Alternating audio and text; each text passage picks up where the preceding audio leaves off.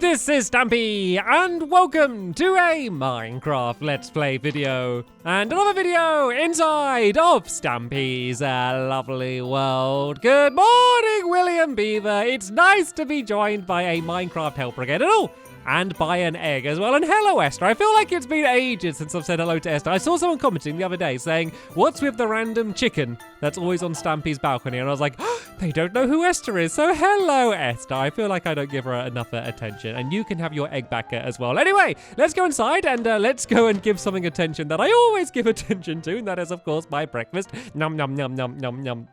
Very tasty. Pardon me, you can stand up and you can join me, and we're going to hurry today because we're building a brand new minigame, and I am hoping, I might not succeed, but I'm hoping to get the entire minigame built today. We'll see how it goes, but I think it's definitely possible. So if I fail to do that, it's all down to me. So first in the love garden, I'm going to add, excuse me, guys, just step back a little bit so I can see the names. I'm going to be adding both Sydney and Miles, and that's because they worked together to make a Stampy cat face out of Jenga blocks. And you can see that they drew in a lot of the facial features, but they made this shape out of Jenga blocks and wrote the name Stampy as well, and there's some pretty difficult letters to make out of Jenga blocks there, so very impressive. So thank you so much for doing that, Sydney and Miles, and welcome to my love garden. Okay then, let's continue hurrying. We're going to go straight to the doghouse where I can drop off Barnaby and choose whichever dog is going to be joining us today, and then we're going to be building a very fishy minigame. There's a bit of a clue of what the name of the minigame is going to be. It's a bit of a confusing minigame to explain how it's played. Probably one of my more complicated ones to play, but probably one of the simpler ones to build. And we're going to be doing that while being joined by Benji. Benji, you can stand up and join me. You have been chosen by the beaver, and who am I to refuse the choice of a beaver?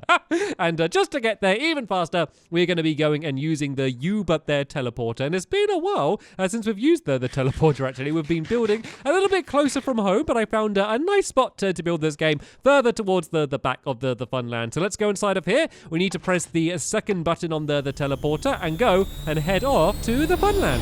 Okay, I think we should have just about arrived now. So let's go and make our way outside of the teleporter, and we are going to be building right about here. You can see there's the remains of some of the trees that I just cleared out to find this place here. Like, it's always hard to fill in gaps like this because there's very specific dimensions, and this game just about fits inside of here. So what I think I'm going to do, because it is one of the more complicated games to play, I'm going to start building it first, and then I'm going to go and really explain the way that the game works, because otherwise I'm going to be standing here for 5 minutes trying to explain it. It's not too complicated. It's just a bit more complicated than some of my other games. Let me just mark out the dimensions a little bit first, though, because it needs to be 20 blocks wide. So I'm going to leave a gap of 2 and go 1, 2, 3, 4, 5. Excuse me, Benji. Benji, excuse me before I lose count. Hello, William.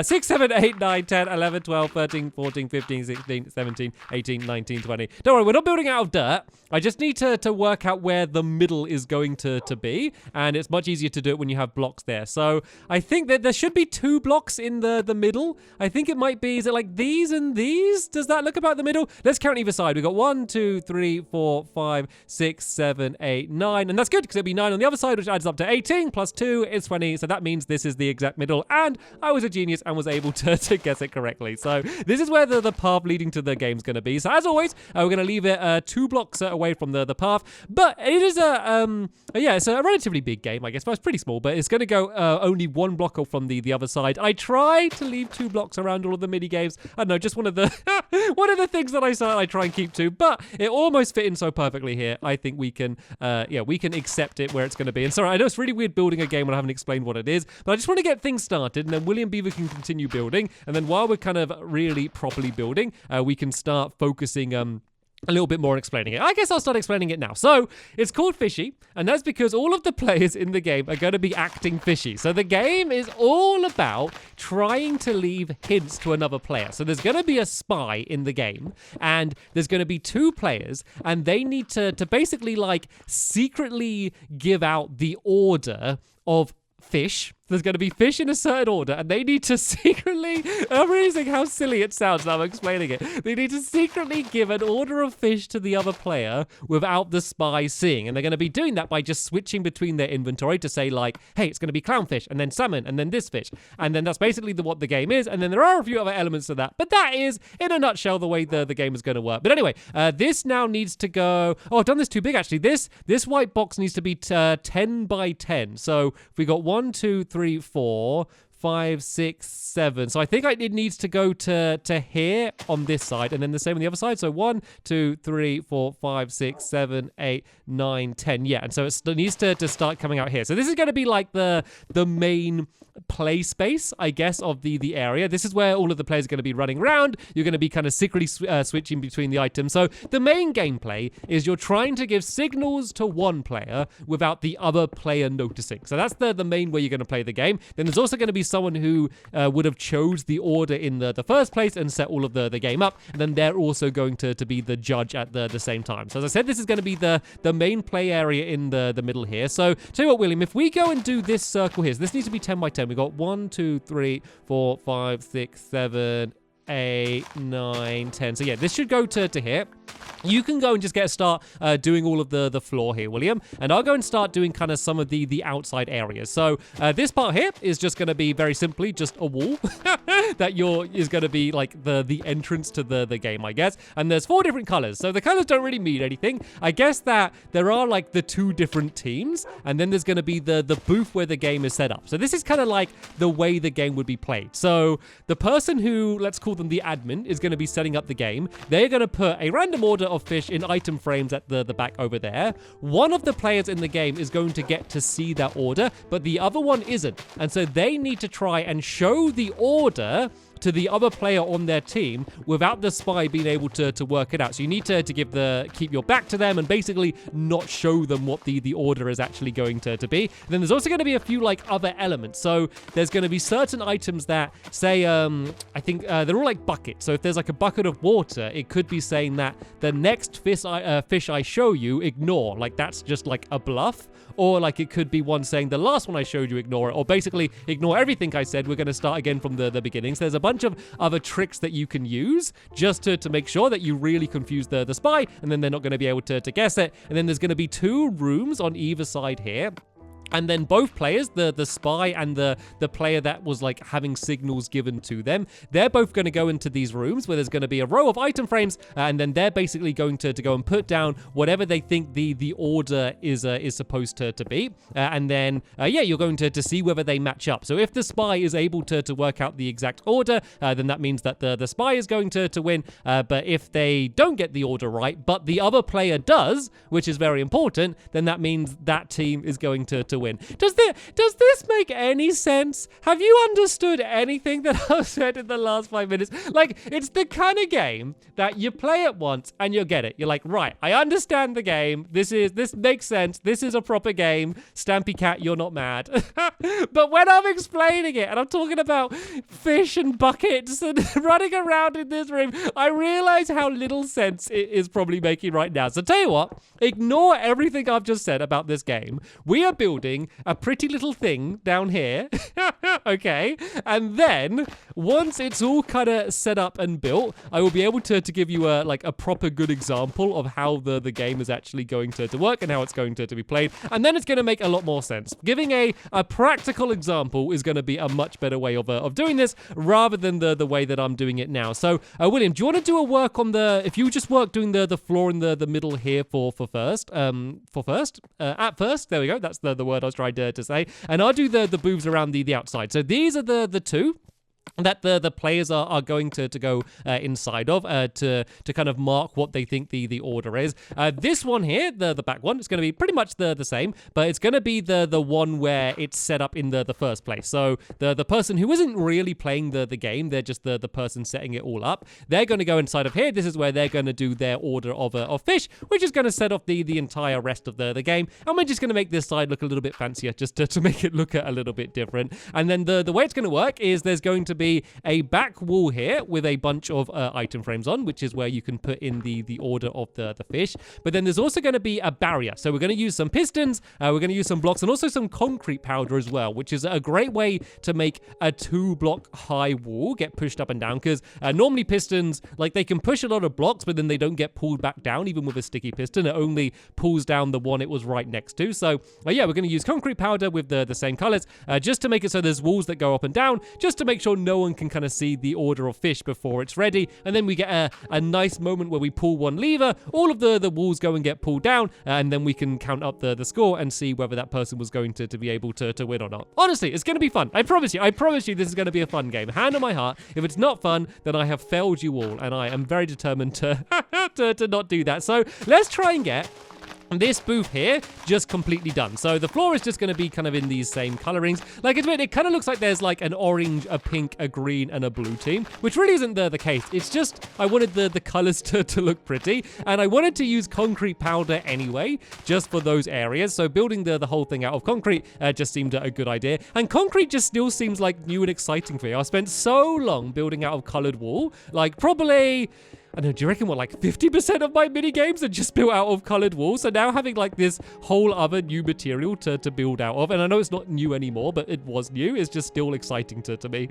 So right, the item frames are going to be put on this back wall here, and there's going to be 4 of them. 1, 2, 3, 4. So that's going to be like the order 1, 2, 3, 4 in terms of the fish. I'm going to start throwing down some torches as well, just to light up the area a bit, just to make it look a little bit nicer. And then we're going to have the row of pistons are going to be all the way along down here like this, and they need to be sticky pistons as well. So let's just go and use dirt for now, so I can go and place the sticky pistons down. And do they need to be here? Is this how high, or do they need to be 1 high? So let's think, if that's there, then that, okay, I think they need to be 1 higher than they are here. So let's just go and do like a little dirt wall going all the way along here. We can put the sticky pistons down, and then that means it's going to push the blocks 2 up.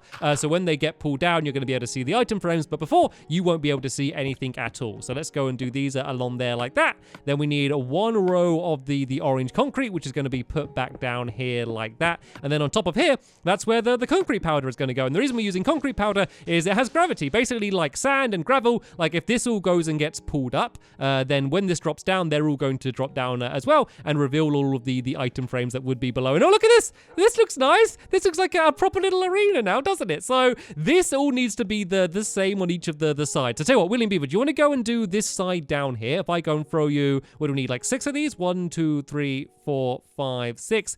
And I will also throw you some of this. And can I actually trade that? Do you have any more orange concrete that you can throw me? Can we make a trade? Because I want to make this side look a little bit fancier. So if you go and throw some of that down there, thank you very much. I'll be able to go and grab that and build that on the top. And then, oh, do you want the ones for this side as well? Okay, so 1, 2, 3, 4, 5, and 6. And then there is some lime green. Oh, you ran out of lime green. Okay, and there is some lime green concrete powder as well. No, well, just concrete, I guess. There we go. I love the way that we can communicate. And to be fair, so this is actually what this game is all about. This whole game is about communicating without talking. Like, it's going to be pretty much against the rules to talk while you're playing it. It's the perfect game to play with my helpers that never speak, because you're not really allowed to talk. You can't give any signals away with your voice. You can't, you're not even going to be allowed to like nod and shake your head, really. It's all about just kind of switching between the items to give signals. And that's like exactly what we were just doing. That was actually probably the best example of how we're going to play this game I could have ever given. And it just kind of happened just anyway by accident. So right then, let's just go and make this side up here a little bit fancier then. So I'm just going to make a bit of like a bit of a display, I guess, is the best way to put it on the top here, just to make it look a little bit more interesting, because this part here is basically kind of different, I guess, compared to the rest of the game, because this is where it's all going to be kind of set up from. This is where, the order of the fish is decided, which is a very important thing, the order of the fish. And it's going to be, well, it's going to be like normal fish, just like the fish, I guess they're called, and then salmon, a puffer fish, and then I always say rainbow fish. It's not a clownfish as well. I don't know why I always say rainbow fish. I always call clownfish rainbow fish for absolutely no reason whatsoever. I'm just crazy.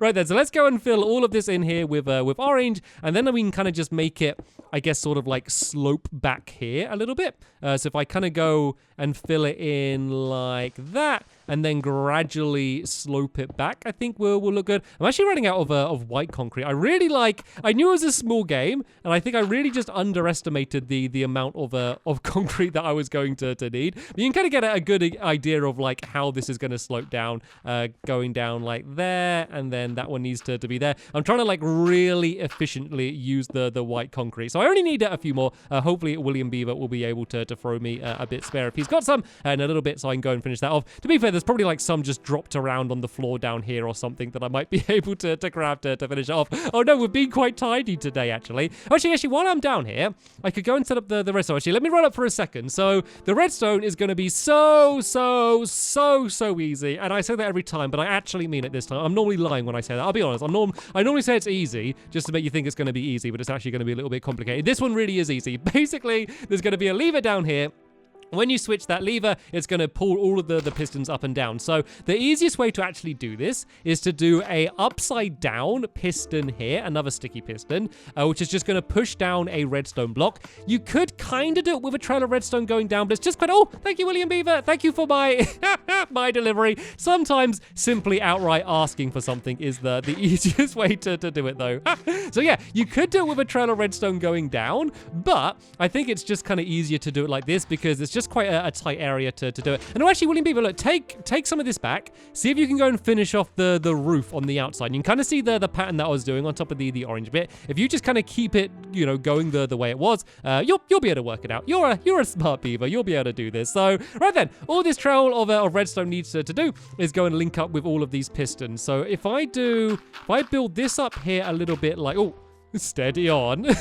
Someone's been having a game of spontaneous sleep down here. If I just go and do a trail of repeaters leading to here. I mean, I could have done redstone torches underneath leading up. I guess might have been a smarter way to do it. But hey, this way's going to work anyway, so this will do just fine for me. So let's go and do the same on this side here. Just do a couple rows of dirt and a bunch of repeaters pushing into them like that. And I can go and link this trail up to there. The only thing I need to make sure is that the redstone can spread far enough in order to be able to light all of these up. But I think it's going to be fine. I don't think we're going to have any problems with that. So let's go and do this one to here. Is it going to reach? If not, I can add a repeater in. Okay, I need to add a repeater in.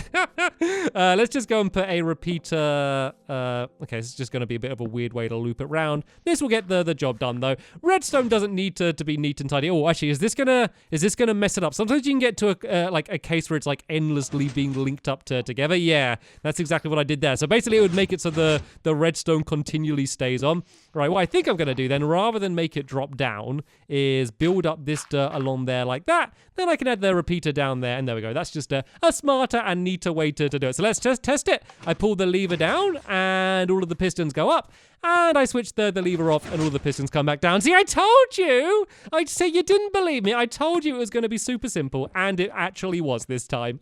So now let's go upstairs here.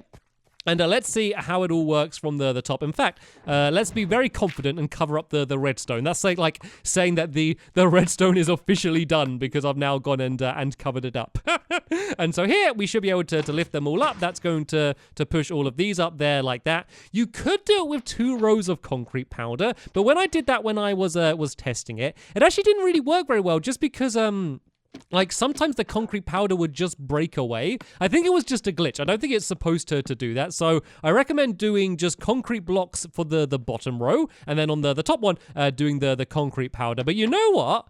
I think we might have actually been able to do this. I think we may have actually finished building the thing we set out to do. Let's go and have a little look on the outside here and see how well William Beaver has done. There we go. Perfect. That is exactly what I was trying to do. I think it looks nice, and it kind of just makes that side stand out a little bit. So now let me try and properly explain the way this game is going to work. And William doesn't know how the game works properly yet either, so we're going to have to explain it to him as well. So William, come to this chest. I want you to grab one of each of these different types of fish, okay? Only one of them. Leave all of the rest in there. I'm going to do the same, and I am going to actually I'm going to grab the other ones of these as well. So let me go and grab that. So I just need 2 of all of the fish. So if you put one of the I think he said rainbow fish again, one of the clownfish back in, then I can grab that. So I am going to mark an order. So don't look behind the orange side. So I'm going to do an order of these fish. Let's just go that.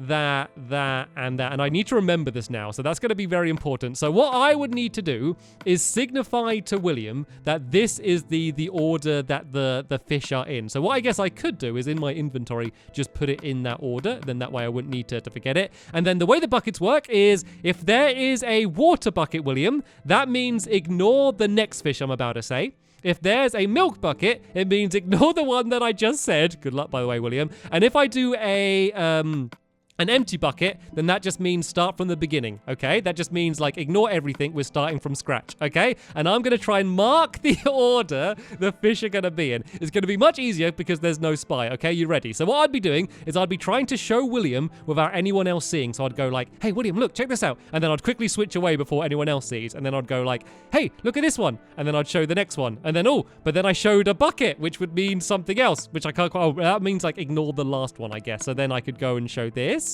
And then I could go and do this. And then I could go and do this. And then I'd be like, right, William, you need to now go into your little room and you need to try and guess what the order of the fish is going to be. So it's going to be a combination of skills. I need to signify the order well, not make it too confusing for William, but if there was a spy, so they wouldn't understand. But then William needs to do a good job of watching and understanding and everything as well. So let's go now and pull the lever and let's see how well they match up. So the order is pufferfish, salmon, and oh, it's just the last two were wrong. It's just the last two were wrong. To be fair, William, that was probably as much my fault as it was yours. So we'll have a few practices. We'll have a few goes with the spies in. And of course, that was an example of kind of the way the game plays, but it just kind of didn't really work because there was only two of us. But hopefully you now at least understand exactly how this game is going to work. And let's just have a look at it. Let's just go over here. Let me just go and pile up at the end of the episode here and just see what it looks like from above, because that's really the only time when you get a good look at it. It's a very traditional Stampy's minigame looking minigame, isn't it? Very, very colourful, and it's quite cute. It almost looks like a toy version of one of my other bigger minigames, doesn't it? In some way. I like it. I like the look of it though. So in the next episode, we are going to come back here with more helpers, and we're going to have a proper fishy tournament, which hopefully you're going to enjoy. And I'll, of course, as always, leave a link in the description to that once it's online. And whoa, hello, William. But for now, though, that is the end of this episode here. Thank you so much for watching, and I will see you all later. Bye.